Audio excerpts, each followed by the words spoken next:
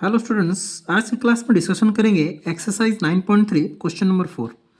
देखिए यहाँ पे भी हमको जनरल सोल्यूशन ही निकालना है और करना क्या है, sec square X plus 10 Y D X plus sec square Y into 10x dy is equal to 0।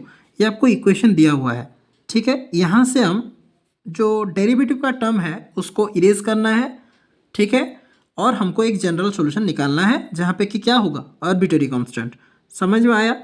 तो फिलहाल क्या करते हैं, जो कि आपको मैं टेक्निक बताया हूँ कि आपको हमेशा ध्यान देना है और कोई भी इक्वेशन जहाँ पे कि आपको जनरल सॉल्यूशन मांग रहा है तो उस केसेस में आपको ध्यान देना है कि जो dx टर्म है इसके साथ x टर्म रखिएगा और dy टर्म जो है इसके साथ y टर्म रखिएगा, और उसके लिए आपको थोड़ा सा अरेंज करना होगा।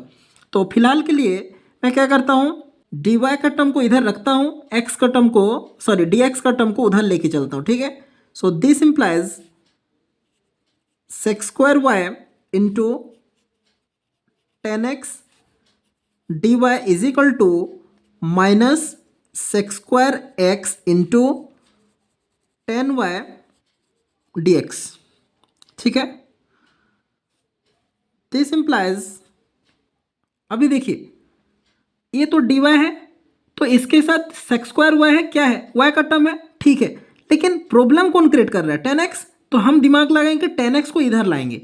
अभी देखिए ये dx है, dx के साथ सेक्स स्क्वायर x है, ये तो सही है, लेकिन जो 10y है ये y का टर्म है, ये मेरे लिए प्रॉब्लम क्रिएट कर रहा है। तो 10y को इधर लाएंगे, 10x को इधर लेंगे, इक्वेशन उसके बाद सॉल्व करेंगे। ठीक है, तो वही काम करते हैं। Now sec square Y by, हम क्या करते हैं, 10y को इधर लेते हैं तो इधर 10y उधर क्या था, मल्टीप्लाई होके इधर आएगा तो डिवाइड हो जाएगा, और जो टर्म है उसको लिख दिया is equal to minus sec square X by, इधर से कौन जाएगा 10x, यहाँ पे मल्टीप्लाई है इधर आएगा तो डिवाइड होगा, तो बाय 10x dx। अभी हम लोग क्या करते हैं, दोनों साइड में इंटीग्रेशन कर देते हैं। Now integration of sec square Y by 10y dy is equal to minus integration of sec square X by 10x dx। तो आपको जो टेक्निक बताया, आपको ध्यान देना है कि dx के साथ x टर्म रखना है, y dy के साथ y टर्म रखना है। यही काम देखिए मैं कर लिया, इसीलिए मेरे लिए अभी इंटीग्रेशन इजी हो गया। देखिए dy के साथ हर एक टर्म y है, dx के साथ हर एक टर्म x है। क्लियर है? अभी देखिए 10y को अगर मैं t मानता हूं तो 10y का डेरिवेटिव क्या होता है, सेक्स स्क्वायर वाई। इसका मतलब इसका डेरिवेटिव यहाँ पे प्रेजेंट है, मतलब याद कीजिए सब्स्टिट्यूशन मेथड। तो 10y को अगर मैं t मानूंगा तो सेक्स स्क्वायर वाई dy कितना हो जाएगा, dt। तो ये कौन सा फॉर्म हो गया, dt बाय t फॉर्म। तो इसके जगह पे हम लोग क्या लिख सकते हैं, दिस इम्प्लाइज, इसको हम लोग क्या लिख सकते हैं, लॉग किसका डेरिवेटिव सेक्स स्क्वायर वाई है 10y, तो 10y को हम लोग t माने थे तो हम क्या लिखेंगे, log 10y is equal to minus, ये भी देखिए 10x को अगर मैं t मानता हूं तो इसका डेरिवेटिव क्या है, sec square X dx is equal to dt। हाँ या नहीं, sec square X is equal to dt, तो dt बाय t फॉर्म, ये भी क्या होगा, log t। तो log t की जगह पे कौन होगा, 10x। जिसको ये सब्स्टिट्यूशन नहीं पता है, आप पहला तो देखिए इंटीग्रेशन का हम लोग सब्स्टिट्यूशन का अच्छे से हर एक नंबर किए हुए हैं, वो जो आके आप गो थ्रू कीजिए, उसको थोड़ा देख लीजिएगा। अभी दिस इम्प्लाइज, इसको इस तरह ले आते हैं, दिस इम्प्लाइज लॉग 10y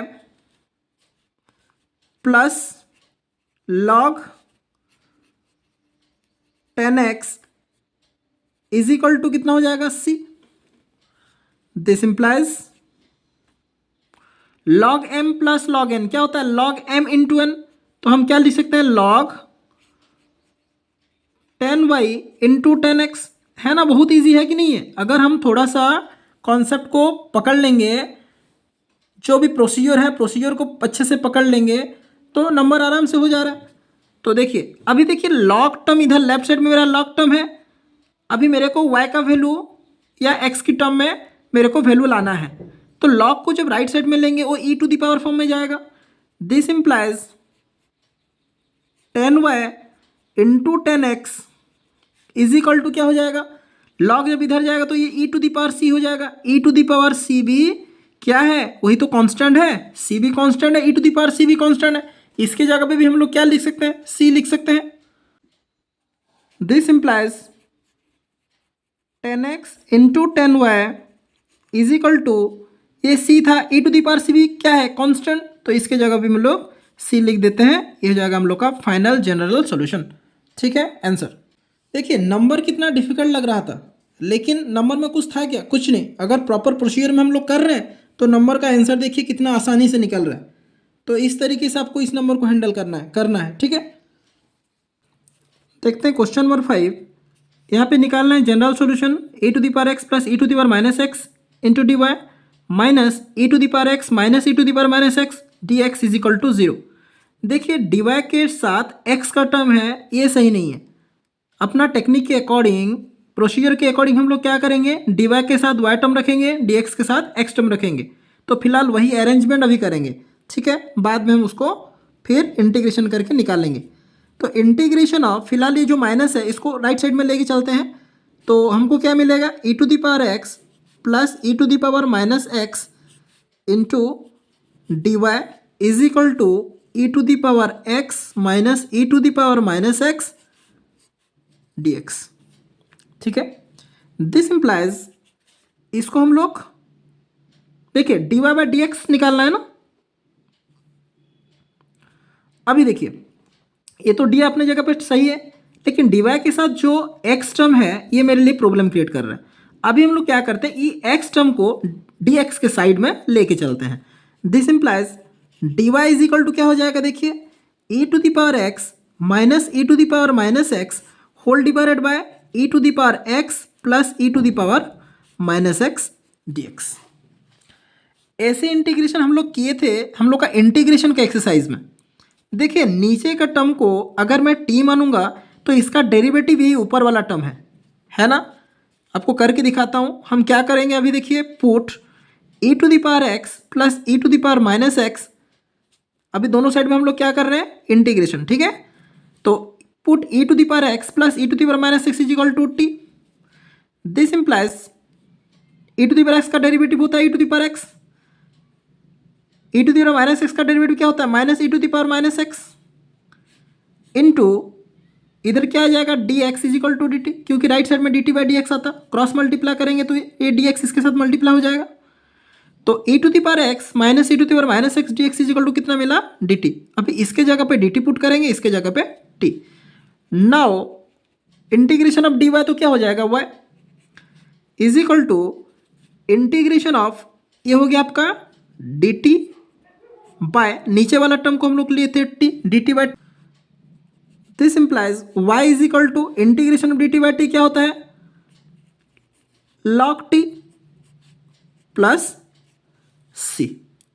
ठीक है, this implies y is equal to log t, किसको माने थे, e to the power x plus e to the power minus x को प्लस सी। समझ में आया, इसको हम लोग अपना फाइनल सॉल्यूशन मान सकते हैं। क्लियर है, देखते हैं क्वेश्चन नंबर 6। यहाँ पे भी निकालना है जनरल सॉल्यूशन। इक्वेशन दिया हुआ है d y by d x is equal to 1 plus x square whole into 1 plus y square.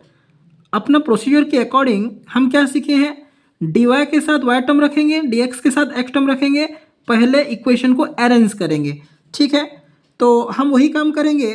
देखिए डी वाई के साथ अगर वाई टर्म रहेगा तो इधर वाई का टर्म क्या हुआ है, मल्टीप्लाई हुआ है, तो 1 प्लस वाई स्क्वायर को इधर जब लाएंगे तो ये डिवाइड होगा, और 1 प्लस एक्स स्क्वायर देखिए राइट हैंड साइड में तो है, जब डी एक्स इधर जाएगा तो इसके साथ डायरेक्ट मल्टीप्लाई हो जाएगा। तो हम इसको क्या लिख सकते हैं, d y by 1 plus y square is equal to 1 plus x square into d x. Clear है, अरेंज करके लिख सकते हैं ऐसे। अभी दोनों साइड में क्या करेंगे, this implies integration of d y by 1 plus y square is equal to integration of 1 plus x square into d x. Clear है, this implies integration of d y by 1 plus y square क्या होता है, tan inverse Y होता है ना, tan inverse x का derivative क्या होता है, sorry integration of d x by 1 plus x square क्या होता है, टेन इनवर्स एक्स। तो integration of d y by 1 plus y square क्या होगा, टेन इनवर्स वाई। अभी इंटीग्रेशन ऑफ 1 डी एक्स मतलब डी एक्स क्या होता है, x, plus integration of x square d x क्या हो जाएगा, x cube by 3 plus C. Clear है? This implies tan inverse y is equal to, LCM जाए कितना 3, ऊपर में आएगा 3x plus x cube plus सी।